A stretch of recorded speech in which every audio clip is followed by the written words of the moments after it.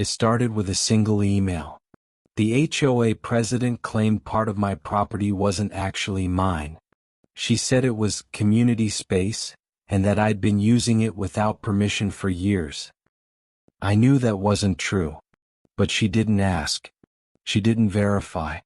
She just told me to stop using it immediately and warned me that fines were coming. At first, it felt like another HOA power move. Annoying but familiar. What she didn't expect was what happened when I ordered an official survey. Because the moment those markers went into the ground, everything she'd been claiming fell apart, and the truth was impossible to ignore. I'd lived on that property for years without a single issue. The land had clear boundaries, fences where they belonged, landscaping I maintained myself. Nothing flashy, nothing that stood out. Just a quiet stretch of property that backed up to what everyone casually referred to as common space. That phrase was important, because no one had ever defined it clearly. The HOA documents were vague. They mentioned community areas, shared easements, and access paths, but never tied them to specific parcels in a way that made sense. Most residents didn't question it. They just assumed whatever sat behind their homes belonged to someone else. I didn't assume. When I bought the property, I'd reviewed the documents carefully. Deeds, plats, county records. Everything showed the same thing. The land I was using was mine. Maintained by me. Taxed to me. Marked clearly on official maps. The HOA president, however, saw it differently. She'd taken an interest in that part of my yard shortly after stepping into her role. She walked it slowly during neighborhood strolls. Stopped to take pictures. Asked casual questions about why I used it the way I did. At first, it felt like curiosity. Then the email started. She said residents had raised concerns. She said the HOA believed that section of land was intended for community use. She said my continued use could be considered unauthorized. There was no documentation attached. No citation of records. Just authority and assumption. I replied calmly. Asked her to show me where the boundary was defined. Asked which documents supported her claim. Asked why this hadn't been an issue for years. Her response was short. She said the HOA would be enforcing the designation going forward. That was the moment I realized this wasn't about shared space. It was about control. And the only way to settle it wasn't through emails or opinions. It was through proof. Because when claims and authority collide with documented facts, only one of them survives. At first, I tried to handle it the reasonable way. I replied to her email with copies of my deed and the county parcel map. I highlighted the section that showed my property extending well past the area she was claiming. I assumed that once she saw official documentation, the issue would end. It didn't. Instead, she responded with a warning. She said the HOA had historically treated that portion of land as community space. She said that long-standing practice mattered more than individual interpretations of ownership.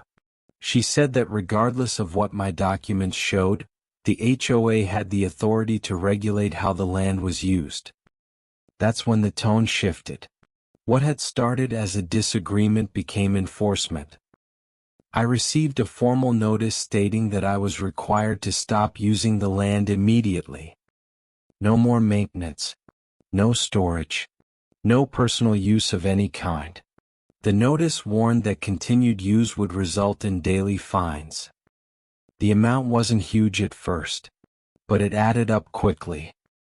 Every day I didn't comply, another charge appeared on my account. Each notice referenced unauthorized occupation of community space.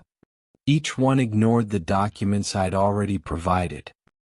I asked again for proof.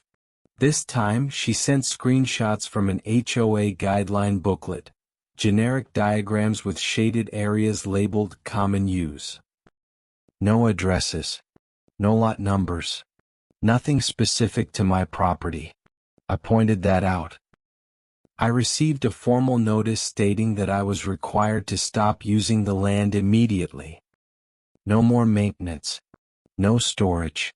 No personal use of any kind. The notice warned that continued use would result in daily fines.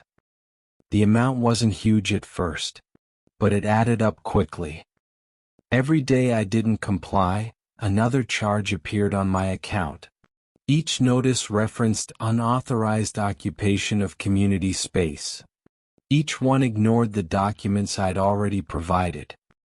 I asked again for proof. This time she sent screenshots from an HOA guideline booklet, generic diagrams with shaded areas labeled common use. No addresses. No lot numbers. Nothing specific to my property. I pointed that out. I requested a meeting with the HOA board. She declined. She said the issue was administrative and didn't require a board vote. She said enforcement would continue until I complied. That's when the fines increased. The daily amount doubled, then tripled. Late fees were added. Notices became more aggressive, warning of liens if the balance wasn't paid. Each letter made one thing clear: she was counting on pressure to make me give up. But pressure only works when the truth is uncertain. Mine wasn't. So instead of backing down, I did exactly what she suggested. I pursued clarification independently. I contacted a licensed land surveyor. Not someone connected to the HOA. Not someone recommended by neighbors. Someone whose work would hold up in court if it came to that. The surveyor reviewed my deed, the county records, and the HOA plats. He didn't hesitate. He said the only way to settle this beyond argument was to put markers in the ground. When the survey date was scheduled, I notified the HOA. I told them exactly what I was doing and why. Her reply was immediate.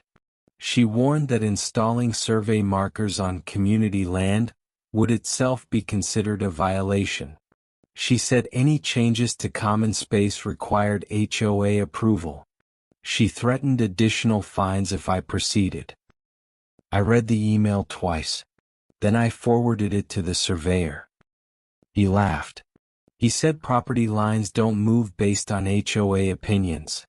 He said markers don't ask permission. They mark facts. On the morning of the survey, a truck pulled up to my driveway. The surveyor stepped out with equipment, stakes, and measuring tools. The HOA president was already waiting, standing near the edge of the disputed land, arms crossed, watching. She looked confident, certain, like someone who believed the ground itself was about to prove her right. She didn't know yet that the only thing about to be exposed was how wrong she'd been. And once those markers went in, there would be no taking them back. The survey didn't start with arguments. It started with measurements. The surveyor unloaded his equipment slowly, methodically, like someone who had done this 1,000 times and wasn't interested in anyone's opinions. He set up his tripod, calibrated his instruments, checked coordinates against county data. The HOA president hovered nearby. She didn't interfere at first. She watched, closely, arms crossed, occasionally glancing at her phone. She had the posture of someone waiting for confirmation, not correction. As the surveyor worked, small orange flags began appearing in the ground, one by one, each one placed with precision, each one quietly rewriting the story she'd been telling. The first marker went exactly where my deed said it would. Then the second. Then another.